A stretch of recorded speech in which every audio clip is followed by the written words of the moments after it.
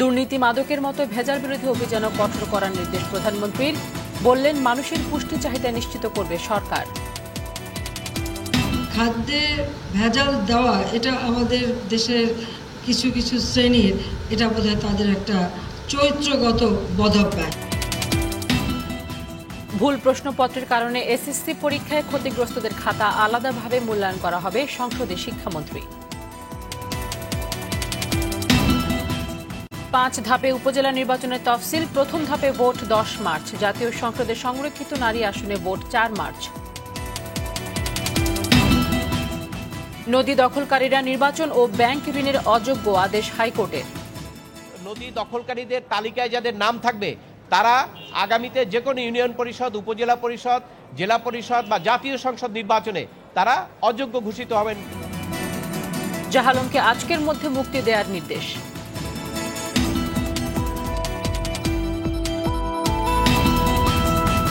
এবং যুক্তরাষ্ট্রে অর্থ উদ্ধার মামলা শেষ হতে 3 বছর লাগতে পারে, বাংলাদেশের পাশে থাকার আশ্বাস ফেডারেল রিজার্ভ ব্যাংকের।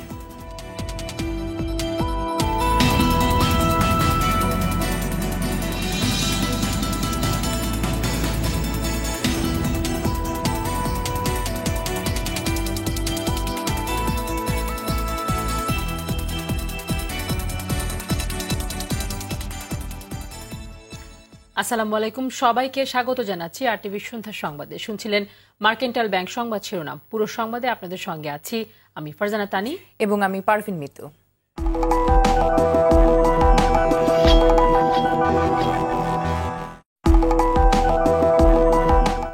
দুর্নীতি, সন্ত্রাস, জঙ্গিবাদ, মাদকের মতো ভেজাল বিরোধী অভিযানও কঠোরভাবে অব্যাহত রাখতে সংশ্লিষ্টদের নির্দেশনা দিলেন প্রধানমন্ত্রী শেখ হাসিনা। সকালে রাজধানীর কৃষিবিদ ইনস্টিটিউশন মিলনায়তনে নিরাপদ খাদ্য দিবসের উদ্বোধনী অনুষ্ঠানে এ নির্দেশনা দেন তিনি। প্রধানমন্ত্রী বলেন, কেবল খাদ্য চাহিদা পূরণই নয়, মানুষের পুষ্টি চাহিদা নিশ্চিত করতে চায় সরকার। মারুফ রেজার রিপোর্ট।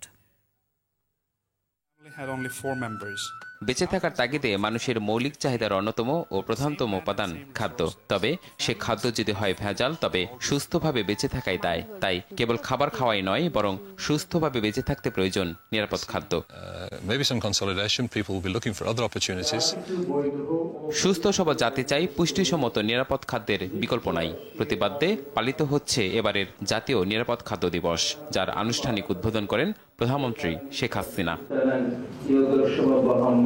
পরে প্রধানমন্ত্রী বলেন, খাদ্য চাহিদার সঙ্গে এখন পুষ্টি চাহিদা নিশ্চিত করার দিকেই মনোযোগ দিচ্ছে সরকার। এছাড়া বাড়তি মানুষের খাদ্য চাহিদা পূরণে গবেষণার উপরও গুরুত্ব দেন তিনি।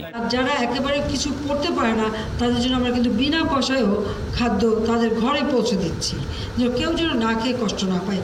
এটাই আমাদের লক্ষ্য, সেই লক্ষ্য নিয়ে আমরা কাজ করছি। সেক্ষেত্রে আমি খাদ্য মন্ত্রণালয়কেও বলবো, তাদেরও একটা বোধহয় দায়িত্ব আছে এটা দেখতে, যে কোথাও মানুষের ঘরে খাবার নাই এরকম মানুষ আছে কিনা খুঁজে বের করবেন। যত টাকা লাগে দেব, তাদের খাদ্য নিরাপত্তা আমরা নিশ্চিত করব। সংশ্লিষ্টদের কঠোর নির্দেশনা দেন খাদ্যে ভেজাল বিরোধী অভিযানের বিষয়ে। খাদ্যে ভেজাল দেওয়া এটা আমাদের দেশের কিছু কিছু শ্রেণীর এটা বোধহয় তাদের একটা চরিত্রগত বদভ্যাস। এটা বন্ধ করতে হবে। নাগরিক সচেতনতা একান্তভাবে দরকার। নাগরিক সচেতনতা হলে জনগণ যদি সচেতন হয়, তাহলে জনগণকে এভাবে খাবার নিয়ে কেউ ঠকাতে পারবে না।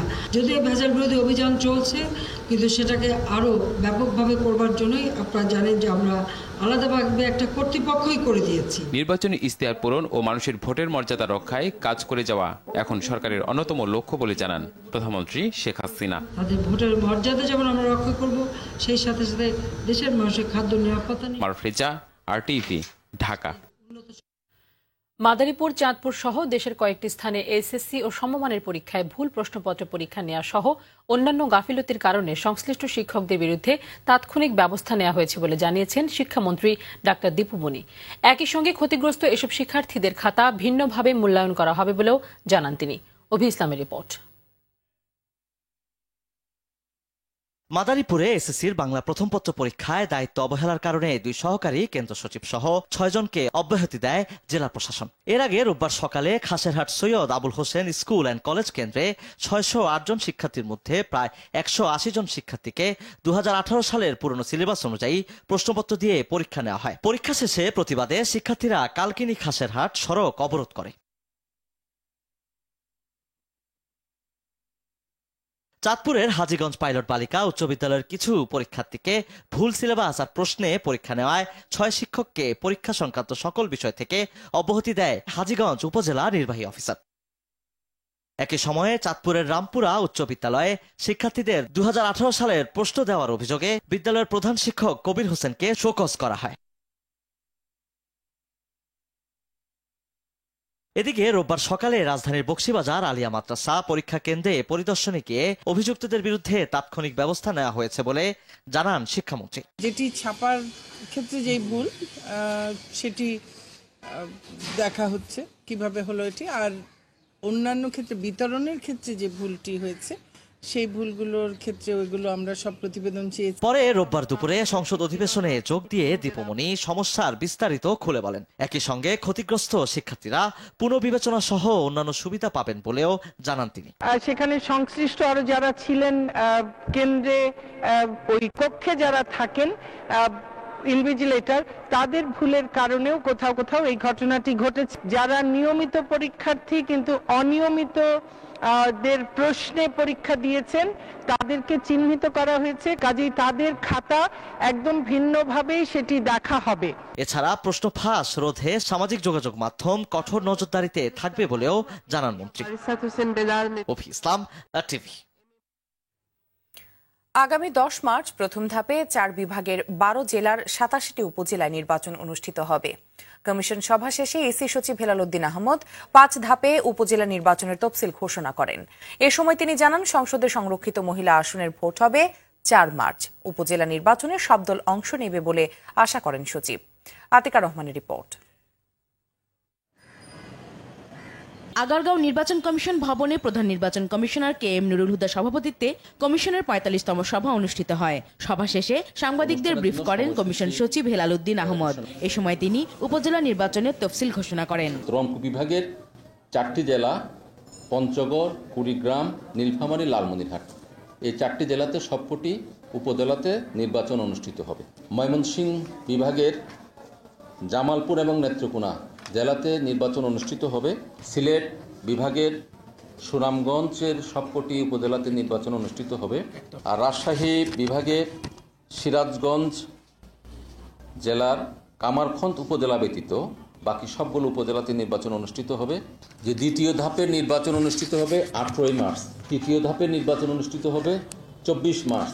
সচিব বলেন, কমিশন প্রত্যাশা করে বিএনপি সহ সব রাজনৈতিক দল নির্বাচনে তাদের প্রার্থী দেবে। কমিশন প্রতিদ্বন্দ্বিতামূলক নির্বাচন চায়। আমরা আশা করব সকল রাজনৈতিক দল এখানে অংশগ্রহণ করবে এবং আমরা আশা করি যে রাজনৈতিক দলের তাদের যে ম্যানিফেস্টো এগুলো কিন্তু নির্বাচনের মাধ্যমেই কিন্তু তাদের নির্বাচিত প্রতিনিধির মাধ্যমে এগুলো বাস্তবায়ন করে থাকে।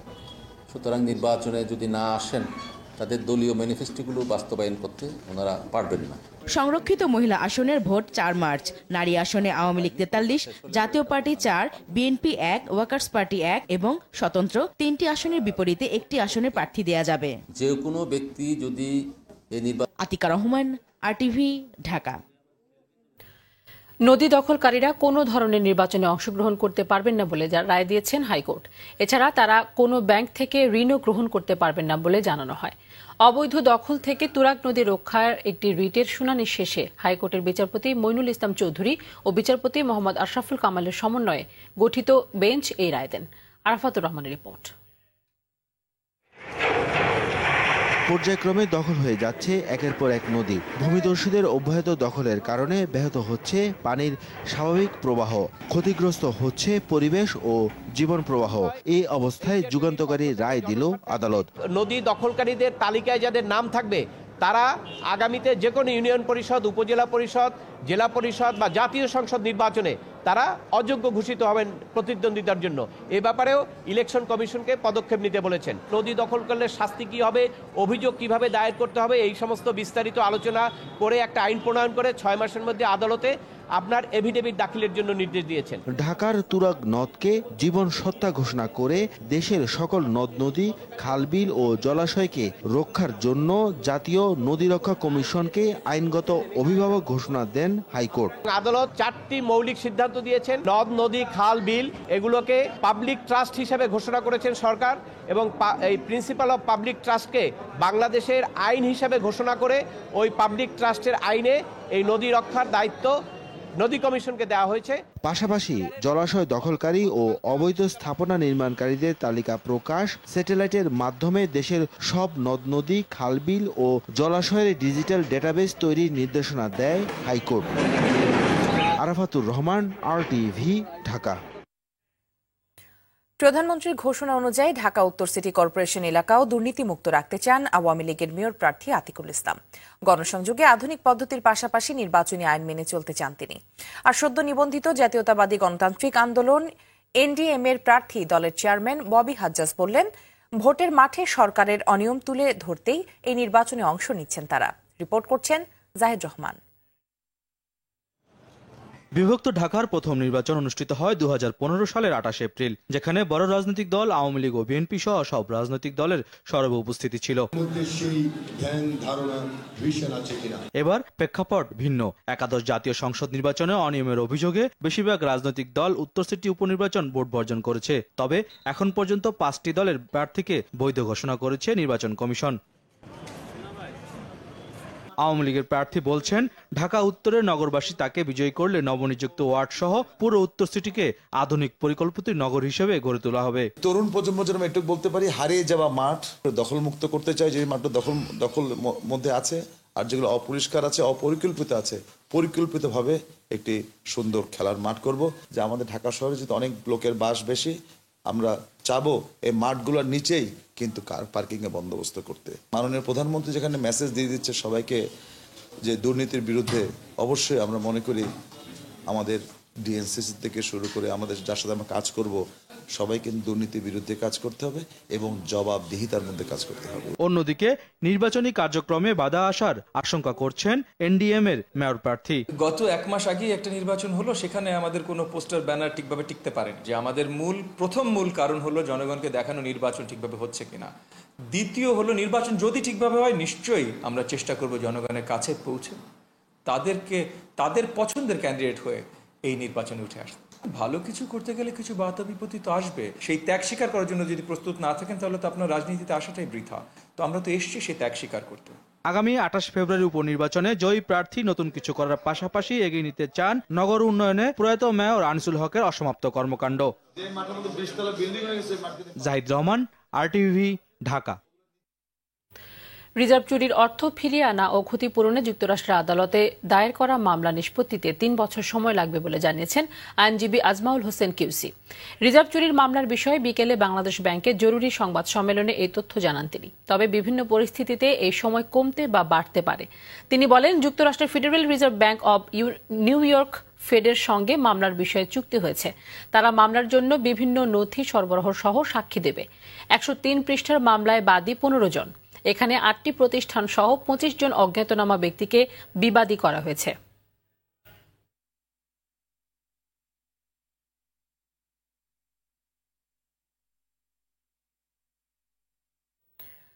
দুদকের ভুলে 3 বছর ধরে কারাগারে থাকা পাটকল শ্রমিক জাহালমকে আজকের মধ্যেই মুক্তি দেওয়ার নির্দেশ দিয়েছেন হাইকোর্ট। সোনালী ব্যাংকের অর্থ জালিয়াতির মামলা থেকে অব্যাহতি দিয়ে বিচারপতি FRM নাজমুল হাসান ও বিচারপতি কামরুল কাদেরের সমন্বয়ে গঠিত হাইকোর্ট বেঞ্চ এই আদেশ দেন। একই সঙ্গে এই ঘটনায় জড়িতদের চিহ্নিত করার নির্দেশ দিয়েছেন আদালত। শরীয়ত খানের রিপোর্ট। 5 বছর আগে সোনালী ব্যাংকের প্রায় 18.5 কোটি টাকা জালিয়াতির অভিযোগে আবু সালেক নামের এক ব্যক্তির বিরুদ্ধে 33টি মামলা করে দুদক। এর মধ্যে 26টিতে জাহালমকে আসামি আবু সালেক চিহ্নিত করে অভিযোগপত্র দেয় দুদক। চিঠি পাওয়ার পর দুদক কার্যালয়ে হাজির হয়ে নিজের আসল পরিচয় জানান জাহালম। সেদিন নিরীহ পাট শ্রমিকের কথা বিশ্বাস করেননি দুদকের কর্মকর্তারা। আর এই একটি ভুলেই 2016 সাল থেকে সালেকের বদলে 3 বছর ধরে কারাগারে কাটাতে হয়েছে টাঙ্গাইলের জাহালমকে। গেল 30 জানুয়ারি জাহালমকে নিয়ে প্রতিবেদন প্রকাশিত হলে বিষয়টি নজরে আসে আদালতের। রোববারের মধ্যেই তাকে মুক্তি দেওয়ার নির্দেশ দেন আদালত। খুশির দিন, কারণ একটা ন্যায় বিচার নিশ্চিত হয়েছে। একজন নিরপরাধ লোক, সে 3 বছর ধরে কারাগারে আছে। আজকে মহামান্য হাইকোর্ট বিভাগ তার রিলিজ আদেশ প্রদান করেছেন। দুদক স্বীকার করেছে যে ভুল হয়েছে এবং তাই দুদকের এই স্বীকারোক্তির প্রেক্ষিতে হচ্ছে আজকে তাকে মামলার দায় থেকে তারা অব্যাহতি দেওয়ার জন্য বলেছে এবং তার প্রেক্ষিতে আদালত আজকে রিলিজ দিয়েছে এবং অলরেডি ইতোমধ্যে কাশিমপুর কারাগারের যিনি প্রতিনিধি ছিলেন ডিআইজি প্রিজন, তাকে বলা হয়েছে এই আদেশ যাবার আগেই যেন তাকে অব্যাহতি দেওয়ার জন্য সকল কার্যক্রম শুরু করা হয় এবং আদেশ প্রাপ্তির সাথে সাথে যাতে তাকে মুক্তি দেওয়া যায়। এটি আদালত মূলত বলেছেন যে কোনো নিরপরাধ ব্যক্তি যেন 1 মিনিটের জন্য হচ্ছে কারাগারে আটক না থাকেন, তার প্রেক্ষিতে এই কথাগুলো বলা হয়েছে। আমরা বলেছি আপনি ডিসচার্জ করে দেন, আমরা বলছি আদালতকে আপনারা ডিসচার্জ করে দেন, অব্যাহতি দিয়ে দেন, বেল দিয়ে দেন, আমাদের কোনো আপত্তি নেই। 2 বছর কিভাবে ফিরিয়ে দিবেন? তার 2-2.5 বছর যে জীবন থেকে চলে গেল। দেখুন, রুল তো এখনো মেরিটে নিষ্পত্তি হয়নি। রুলটা যখন মেরিটে নিষ্পত্তি হবে তখন নিশ্চিত। শরীয়ত খান, RTV, ঢাকা। ঢাকা মেট্রোপলিটন পুলিশের গোয়েন্দা বিভাগের সিরিয়াস ক্রাইম ইউনিটের একটি দল অভিযান চালিয়ে বিভিন্ন কোম্পানির বিপুল পরিমাণ নকল ওষুধ ও ওষুধ তৈরির সরঞ্জাম সহ 5 জনকে আটক করেছে। এছাড়া রাজধানীর বিভিন্ন এলাকায় অভিযান চালিয়ে পেটের মধ্যে অভিনব উপায়ে আনা 30,000 পিস ইয়াবা উদ্ধার করেছে ডিবি। সকালে ডিএমপি মিডিয়া সেন্টারে এক সংবাদ সম্মেলনে এসব তথ্য জানানো হয়। বিস্তারিত দেখুন জুবায়ের সানির রিপোর্টে। সাধারণ মানুষের সবচেয়ে বড় আস্থার নাম ওষুধ। দীর্ঘদিন ধরে জীবন রক্ষাকারী এই ওষুধ নকল করে বিক্রি করে আসছিল একটি অসাধু চক্র। বিভিন্ন বিখ্যাত কোম্পানির নাম নকল করে তৈরি করা এসব ওষুধ কিছু অসাধু ফার্মেসি ব্যবসায়ীর হাত ধরে পৌঁছে যাচ্ছিল সাধারণ মানুষের কাছে। শনিবার রাতে রাজধানীর যাত্রাবাড়ি থেকে এমনই এক চক্রের 5 সদস্যকে আটক করে ডিবি। নকল ঔষধ তারা for nothing, without any medical prescription, without any medical formula তারা এগুলাকে তৈরি করে এগুলা বাজারজাত করে মানুষকে প্রতারণা না, শুধু মানুষের জীবনকে হুমকির সম্মুখে ঠেলে দিচ্ছে। মূলত নিম্নবিত্ত ও নিম্ন মধ্যবিত্ত মানুষই ছিল তাদের প্রধান টার্গেট। আমরা একদম রুটে কিন্তু চলে গিয়েছি, একদম রুট লেভেলে যেখানে তারা ম্যানুফ্যাকচারিং হয় সেখান থেকে তাদেরকে গ্রেফতার করেছি। এখন আমাদের টার্গেট হলো কারা এটা বাজারজাত করে, কোন কোন দোকানে তারা বিক্রি করে, তাদেরকে গ্রেফতার করব। এদিকে রাজধানীর শাহ আলী ও মিরপুর থেকে অভিনব উপায়ে 2 কিশোরের পেটে করে আনা 30,000 পিস ইয়াবা সহ 8 জনকে আটক করেছে গোয়েন্দা পুলিশ। এসব ইয়াবা টেকনাফ থেকে আনা হয়েছে বলে জানিয়েছে পুলিশ। বাচ্চাদেরকে 2 বাচ্চা ছেলে, এদের বয়স খুবই কম, 14-15 বছর বয়স, তাদেরকে সেবন করানো হয়। একটা বাচ্চার পেটে 50 থেকে 60টা খেজুর আকৃতির যে বিচির মতো সেটা ঢোকানো যায় এবং একটা খেজুরের বিচির মধ্যে 50-60টা ইয়াবা ট্যাবলেট ঢোকানো যায়। এছাড়া রাজধানীর যাত্রাবাড়ি এলাকা থেকে 1270 বোতল ফেন্সিডিল সহ 2 মাদক ব্যবসায়ীকে আটক করেছে ডিবির অপর একটি দল। জুবায়ের সানি, RTV, ঢাকা। খাদ্যে ভেজাল বিরোধী অভিযানে 5টি খাবার হোটেল অ্যান্ড রেস্টুরেন্টকে 50,000 টাকা জরিমানা করেছে ঢাকা দক্ষিণ সিটি কর্পোরেশন। রোববার বিকেলে রাজধানী ওয়ারী ও নারিন্দা এলাকায় অভিযান চালিয়ে এ জরিমানা আদায় করেন ঢাকা দক্ষিণ সিটি কর্পোরেশনের অঞ্চল 5-এর আঞ্চলিক নির্বাহী কর্মকর্তা শামসুল হক। এ সময় রাস্তার আশপাশে কিছু অবৈধ স্থাপনা উচ্ছেদ সহ বেশ কিছু হোটেল রেস্টুরেন্টকে সতর্ক করে দেওয়া হয়। এ সময় নির্বাহী ম্যাজিস্ট্রেট ও অঞ্চল প্রধান বলেন, খাদ্যে ভেজাল দেয়া বন্ধ না হওয়া পর্যন্ত অভিযান অব্যাহত থাকবে।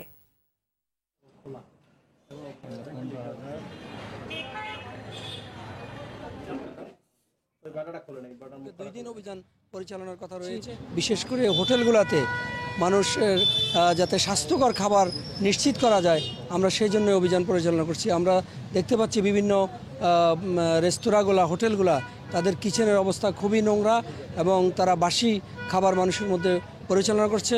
সেজন্য আমরা জেল জরিমানা ব্যবস্থা করছি। আজকেও আমি 5টি হোটেলে জরিমানা করেছি, মোট 50,000 টাকা জরিমানা করেছি। আমাদের এই অভিযান অব্যাহত থাকবে।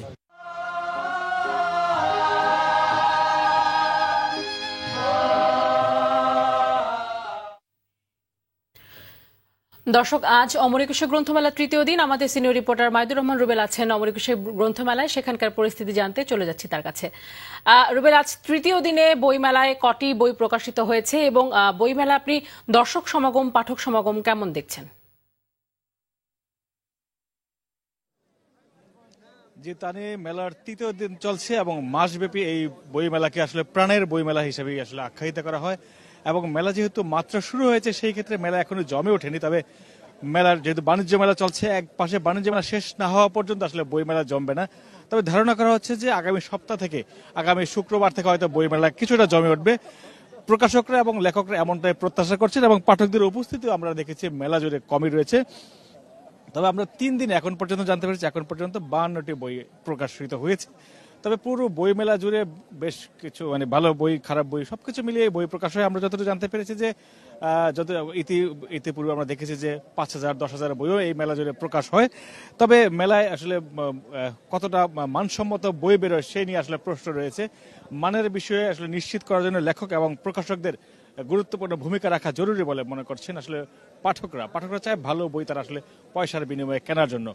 যেহেতু মেলা আসলে মাত্র শুরু হয়েছে সেই ক্ষেত্রে আসলে আইন শৃঙ্খলা রক্ষাকারী বাহিনীর উপস্থিতিও আমরা দেখতে পেয়েছি। আমরা জানতে পেরেছি প্রায় 350-এর মতো পুলিশ সদস্য মেলার নিরাপত্তা নিয়ে কাজ করে এবং লেখকদের সাথে আমাদের কথা হয়েছে। তারা বলছেন যে এবারের মেলার যেহেতু পরিসর কিছুটা বেড়েছে সেই ক্ষেত্রে মেলার স্বাচ্ছন্দ্যে পাঠকরা ঘুরে বই কিনতে পারবে তাদের পছন্দের বই এবং মানসম্মত বই প্রকাশের বিষয়ে পাঠকরা সচেতন থাকার পরামর্শ দিয়েছেন প্রকাশকদের এবং পাঠকদের আরো প্রত্যাশা হচ্ছে যে শান্তিপূর্ণভাবে তারা যাতে মেলায় বই কিনে নিতে পারে সেই বিষয়টি নিশ্চিত করার জন্য আয়োজকদের আহ্বান জানিয়েছেন। লেখকরা ধারণা করছেন যে এবারের বইমেলা আসলে প্রাণের বইমেলা হিসেবেই পরিচিত হবে এবং এবারের বইমেলার থিম 52 থেকে 71 এবং বইমেলাটিকে নির্বিঘ্ন করার জন্য সকলের সহযোগিতা চেয়েছেন বাংলা একাডেমি। সবার সহযোগিতা একটা সুন্দর বইমেলা হবে এই মনটাই প্রত্যাশা আয়োজকদের। তবে এই ছিল আমার কাছে বইমেলার সবশেষ খবর। তানি রুবেল, ধন্যবাদ আপনাকে। দর্শক, কথা বলছিলেন মাইদুর রহমান রুবেল, যিনি রয়েছেন বাংলা একাডেমির বইমেলায়। আওয়ামী লীগের যুগ্ম সাধারণ সম্পাদক মাহবুবুল আলম হানিফ বলেছেন, গণভবনে চা চক্রে যোগদান না দিয়ে বিএনপি একটি বড় সুযোগ হারিয়েছে। বলেন তারা শিষ্টাচার জানে না। বিএনপির অবস্থা মুসলিম লীগের মতো হবে বলেও মন্তব্য করেন তিনি। জাতীয় প্রেস ক্লাবে স্বপ্ন ফাউন্ডেশন আয়োজিত আওয়ামী লীগের সাবেক সাধারণ সম্পাদক সৈয়দ আশরাফুল ইসলামের স্মরণ সভায় এই কথা বলেন তিনি। আর তথ্যমন্ত্রী হাসান মাহমুদ বলেন, নিজেদের ওপর আস্থা হারানোয় বিএনপি এখন আর অন্য কাউকে বিশ্বাস করতে পারছে না। জনগণের সাথে বিএনপির যে দূরত্ব বেড়েছে, উপজেলা নির্বাচনে অংশগ্রহণের মধ্য দিয়ে তা কমানো সম্ভব বলে মন্তব্য করেন তিনি। জাতীয় প্রেস ক্লাবের কনফারেন্স লাউঞ্জে সুরঞ্জিত সেনগুপ্তের দ্বিতীয় মৃত্যুবার্ষিকী উপলক্ষে বঙ্গবন্ধু সাংস্কৃতিক জোটের আলোচনায় এই মন্তব্য করেন তথ্যমন্ত্রী। তাবলিগ জামাতের মধ্যে বিরোধ মিটে যাওয়ায় আগামী 15 ফেব্রুয়ারি থেকে টঙ্গীতে বিশ্ব ইজতেমা করতে সমস্যা নেই বলে জানিয়েছেন স্বরাষ্ট্রমন্ত্রী আসাদুজ্জামান খান কামাল। দুপুরে সচিবালয়ে স্বরাষ্ট্র মন্ত্রণালয়ের সভাকক্ষে আইনশৃঙ্খলা রক্ষা বাহিনী ও তাবলিগ জামাতের দুই পক্ষের সঙ্গে বৈঠক শেষে সাংবাদিকদের কথা জানান তিনি। তবে ইজতেমায় কে ইমামতি করবেন, কে নেতৃত্ব দেবেন তা এখনো ঠিক হয়নি। স্বরাষ্ট্রমন্ত্রী বলেন, বিভিন্ন দেশে তাবলিগ জামাতের মধ্যে মতবিরোধের প্রভাব এদেশেও পড়েছে। পরে ইজতেমা পরিচালনা সহ খুঁটিনাটি বিষয় ঠিক করতে ধর্ম প্রতিমন্ত্রী শেখ মোহাম্মদ আবদুল্লাহর সঙ্গে বৈঠক করেন তাবলিগ জামাতের দুপক্ষের 4 জন মুরব্বী।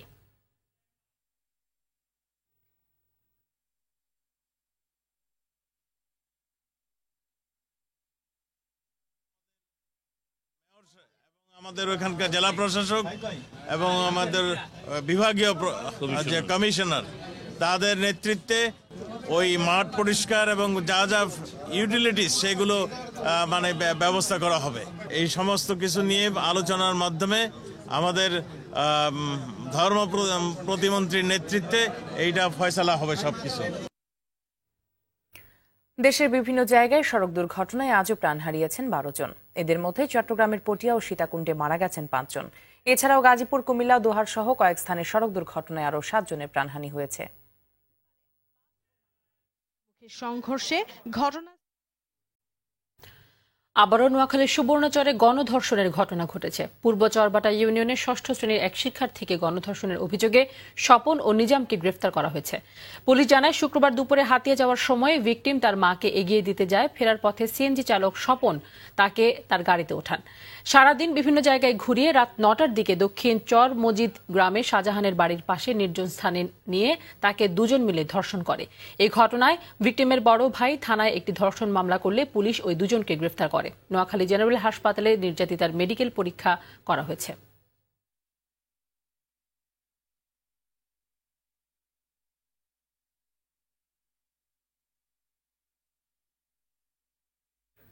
ভূমি অফিসগুলোতে কানুনগ সার্ভেয়ার সহ নিচের পর্যায়ে সমস্যা রয়েছে বলে জানিয়েছেন ভূমিমন্ত্রী সাইফুজ্জামান চৌধুরী জাবেদ।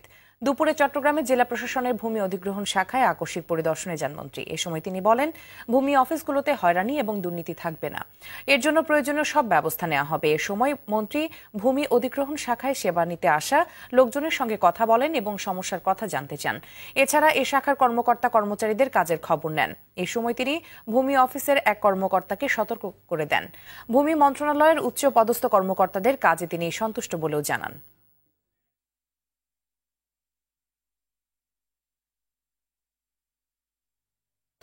সারা দেশে জলাশয়গুলো চিহ্নিত করে সেগুলো রক্ষায় কাজ করছে পানি সম্পদ মন্ত্রণালয়। এমনটা জানালেন পানি সম্পদ উপমন্ত্রী এনামুল হক শামীম। সকালে সচিবালয়ে গণমাধ্যম কেন্দ্রে সেক্রেটারিয়েট রিপোর্টার্স ফোরাম আয়োজিত সংলাপে এই কথা জানান তিনি। সরকারের নির্বাচনী ইশতেহার বাস্তবায়নে দুর্নীতির বিরুদ্ধে তার মন্ত্রণালয় কঠোর অবস্থান নিয়েছে বলে জানান উপমন্ত্রী। এসএকে কাপ ক্রিকেট টুর্নামেন্ট 2019 সিজন 3-তে স্টোরমার্সকে হারিয়ে চ্যাম্পিয়ন হয়েছে পিৎজা স্মাশার্স। বিকেলে রাজধানীর উত্তরা ফ্রেন্ডস ক্লাব মাঠে এই ফাইনাল খেলা অনুষ্ঠিত হয়। বিজয়ীদের হাতে ট্রফি তুলে দেন স্মার্টেক্সের ডিরেক্টর আনোয়ার বেগম, স্টার সিরামিক্সের জিএম সৈয়দ আলী জাবেদ জামি ও সিএফও অজয় কুমার। 4 দিনব্যাপী এ খেলায় 8টি দল অংশগ্রহণ করে।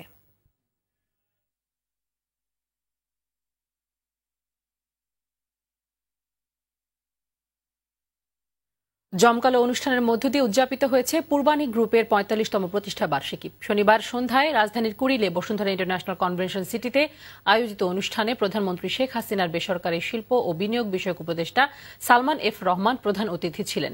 এ সময় পূর্বানী গ্রুপের ব্যবস্থাপনা পরিচালক শফিকুল ইসলাম সরকার, গ্রুপের চেয়ারম্যান আব্দুল হাই সরকার সহ অন্যান্যরা উপস্থিত ছিলেন। পরে সাংস্কৃতিক অনুষ্ঠানের মধ্য দিয়ে অনুষ্ঠানের সমাপ্তি হয়।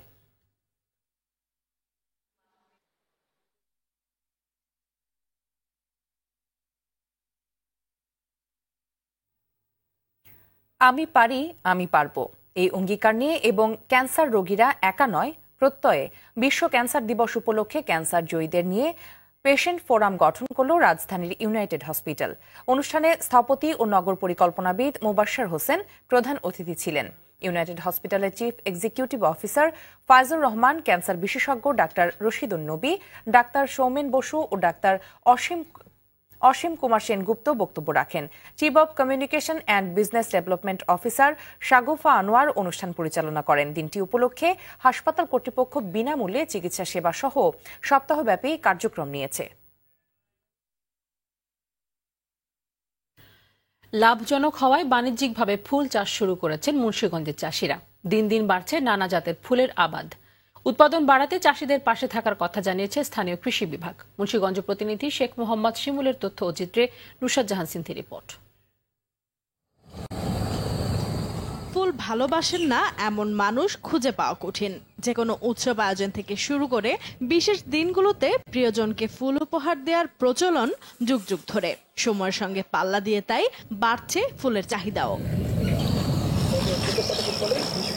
দেশে ফুলের ব্যাপক চাহিদা দেখে মুন্সিগঞ্জের পুরাপাড়া এলাকার বিদেশ ফেরত মোজাম্মেল হক প্রথমে ছোট পরিসরে জারবারা, স্নোবল ও গ্লাডিওলাস ফুলের চাষ শুরু করেন। সফলতা আসার পরে শুরু করেন আরো বড় পরিসরে। গোলাপের চাষ করার পরে আমি খুব একটা সুবিধা করতে পারি নাই। এরপরে যেমন গোলাপের চাষটা আমি বাদ দিয়ে দিই, তারপরে গ্লাডিওলাস চাষ করি। আচ্ছা, গ্লাডিওলাস চাষে আমি মোটামুটি ভালো সফল, ভালোই লাভবান হয়েছি। রাজধানী সহ দেশের বিভিন্ন জায়গায় এসব ফুল ভালো দামে বিক্রি হচ্ছে। মোজাম্মেল হককে দেখে জেলার অনেকেই ফুল চাষে আগ্রহী হয়েছেন। ফুলের গাছটা 12 মাস চলে আর কি, বৃষ্টি হোক তুফান হোক কোনো সমস্যা নেই, চলতে থাকে। এই কাজ করে আলাদা ভালো সংসার আয়োজনতি ভালো হচ্ছে। ফুল চাষে আগ্রহীদের সহায়তা ও পরামর্শ দিচ্ছে জেলা কৃষি সম্প্রসারণ অধিদপ্তর। আগামী দিনগুলোতে আমাদের মুন্সিগঞ্জ জেলায় ফুলের চাষ আরো বৃদ্ধি পাবে। আমরাও কৃষক ভাইদের পরামর্শ দিচ্ছি। সরকারের সহায়তা পেলে স্থানীয় চাহিদা মিটিয়েও বিদেশে ফুল রপ্তানি সম্ভব বলে মনে করেন জেলার চাষিরা। নুসরাত জাহান সিনথি, আরটিভি। আরটিভির স্টাফ রিপোর্টার সোহেল ডানা ও ক্যামেরা পার্সন সাইমনের উপর হামলাকারীদের গ্রেপ্তার দাবি জানিয়েছে খুলনার সাংবাদিকরা। সকালে নগরীর খালিশপুর গোলচত্বরে আয়োজিত মানববন্ধন কর্মসূচি থেকে এ দাবি জানানো হয়। খুলনা সাংবাদিক ইউনিয়নের সাধারণ সম্পাদক মোহাম্মদ শাহ আলম, ফেডারেল সাংবাদিক ইউনিয়নের সাবেক যুগ্ম মহাসচিব মোজাম্মেল হক হাওলাদার সহ বিভিন্ন বেসরকারি টেলিভিশন ও দৈনিক পত্রিকার সাংবাদিকরা মানববন্ধনে অংশ নেন।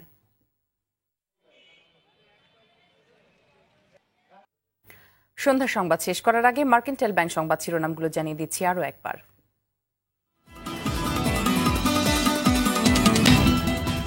দুর্নীতি মাদকের মতো ভেজাল বিরোধী অভিযানও কঠোর করার নির্দেশ প্রধানমন্ত্রীর, বললেন মানুষের পুষ্টি চাহিদা নিশ্চিত করবে সরকার।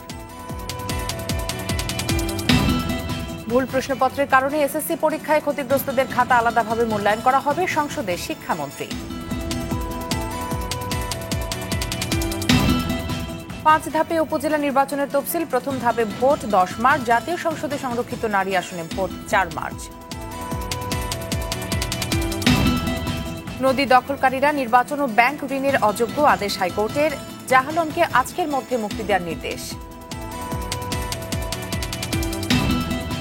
এবং যুক্তরাষ্ট্রে অর্থ উদ্ধার মামলা শেষ হতে 3 বছর লাগতে পারে, বাংলাদেশের পাশে থাকার আশ্বাস ফেডারেল রিজার্ভ ব্যাংকের।